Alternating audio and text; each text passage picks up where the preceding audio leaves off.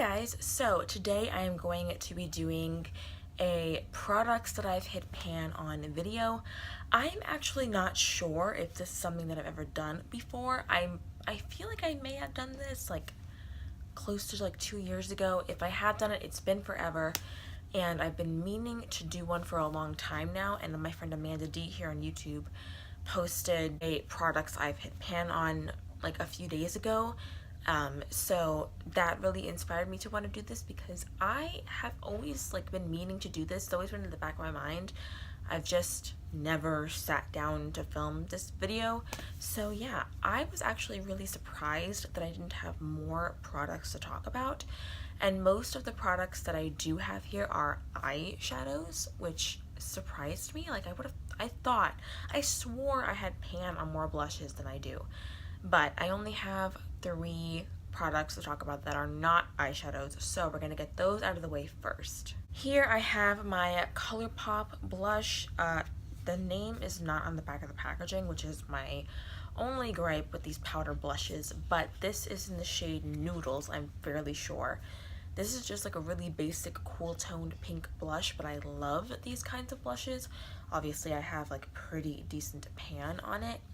I do have pan on another blush, the Wet n Wild Rosé Champagne blush, but I did repress that, so the pan is like no longer really showing, so I didn't think it was fair to include it in this video, even though I have hit pan on it before. I just repressed it, so I don't have pan on it anymore. The next product is the ColourPop Super Shock Cheek Highlighter. I almost said shadow. In the shade Wisp, I have like barely anything left of it. To be honest, hitting pan on like the Super Shock products is really not that big of an accomplishment because you barely get any product with these. I haven't owned any of the Super Shock eyeshadows in a while, but I remember hitting pan on those super fast, and with these like cream highlighter situations from ColourPop, yeah, use them for like 2 to 3 months and they'll be gone.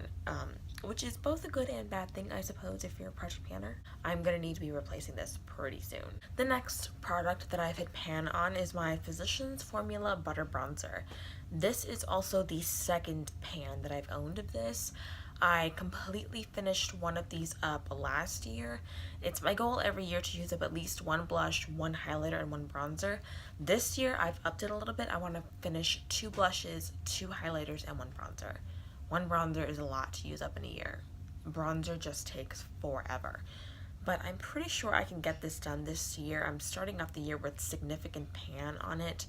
So, and it's my favorite bronzer that I own. I only own 2 bronzers, but out of all the bronzers that I have tried, this is my all-time favorite. So, I have no doubt about the fact that this is going to be finished. Alright, you guys, I knew I was forgetting something. I knew it was something. I don't know how I overlooked this, but I do have the Wet n Wild Precious Petals highlighter, and it does have pretty significant pan on it. If you can see that there, you definitely can. Why am I saying that? But yeah, the packaging on mine is also broken, but yeah, it's a Wet n Wild product. I'm not, gonna be too mad at the packaging. But yeah, the formula is beautiful. It reminds me a lot of Champagne Pop. It's not exact, so I wouldn't say that it replaces my love for Champagne Pop, but it is fairly close, and I do have significant pan on it. And like the Physicians Formula Butter Bronzer, this is actually the second pan that I have owned because I used up another one completely last year and dropped 10 before summer, I believe. Next, we are moving on to all the eyeshadow stuff, and right here I have my Jaclyn Hill Morphe palette, and I basically only have pan on the two transition colors right there. My palette does not have like the shade names on it because I ordered this palette literally the minute that it launched. I was so excited for this palette, and it still is my favorite palette in my collection. But if you were part of the first group of people who got this palette, they gave you like a little card that had the shade names on it, and I lost that like over a year ago, so long ago. I know that now when you buy this palette, it gives you like a plastic like sheet over the shadows that has all the shadow names on it, but I don't have that, so I don't know what the names are. but I've hit pan on those transition colors right there. Next, we have my Dream Street Kathleen Lights and ColourPop palette. This is a palette that I don't really use very often, but when I do pick it up to use it for like the next like month afterward, this is the only palette that I want to use. I've hit pan on this color right here. It's a beautiful, stunning palette. That is in the shade Magical, and this is just a really nice, cute, compact palette. You can get so many looks out of just these few shades right here. You can go really neutral, or you can get a really like bright pop of color with the look. It's just a really nice, fun palette to own. And yeah, again, this is like one of the palettes that I don't reach for very often, but when I do, I love it. So I need to reach for it a little bit more often. And I do have like some significant dips in some of the shadows. You probably can't see, but these two shadows right here do have dips in them. Next, we have the Ulta and Melissa Michelle Bling on the Glam palette. I was so close to decluttering this palette a few months ago, and I'm really glad that I didn't, because I've really fallen in love with this palette, and I've hit pan right here on the shade 100%. These three glitters right here are stunning.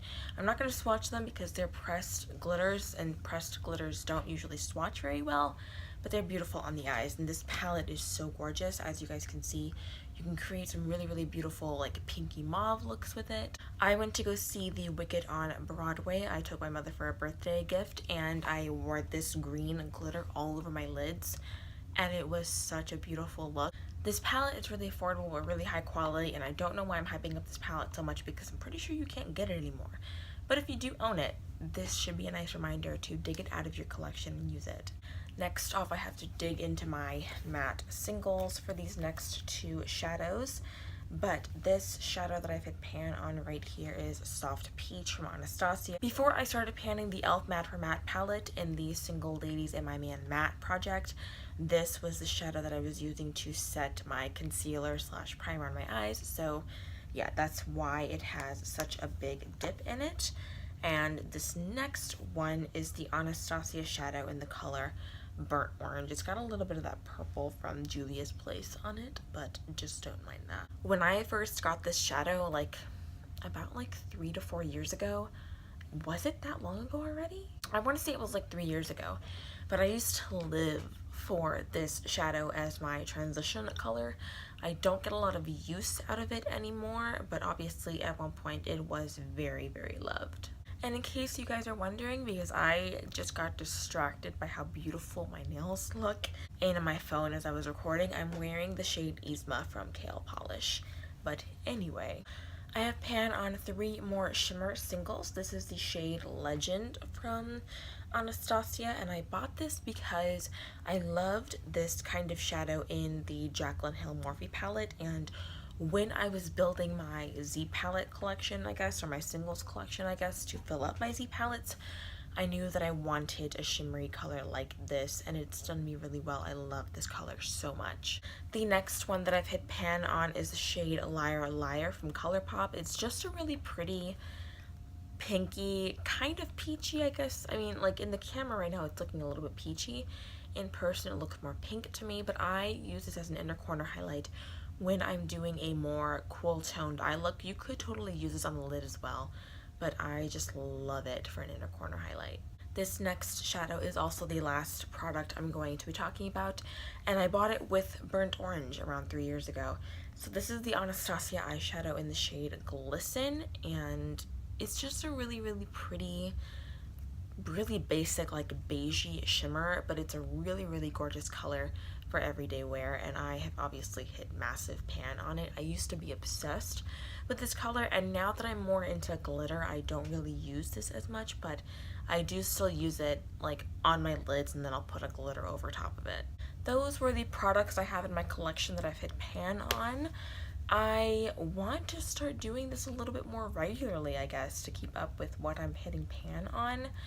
I'm surprised that I haven't done this before. I have a feeling that I have, but again, if I have, it was ages ago, so I was due for an update anyway. Thank you guys so much for watching. Please subscribe if you have not already to make sure you can stick around for the next video, and I will see you guys next time. Bye!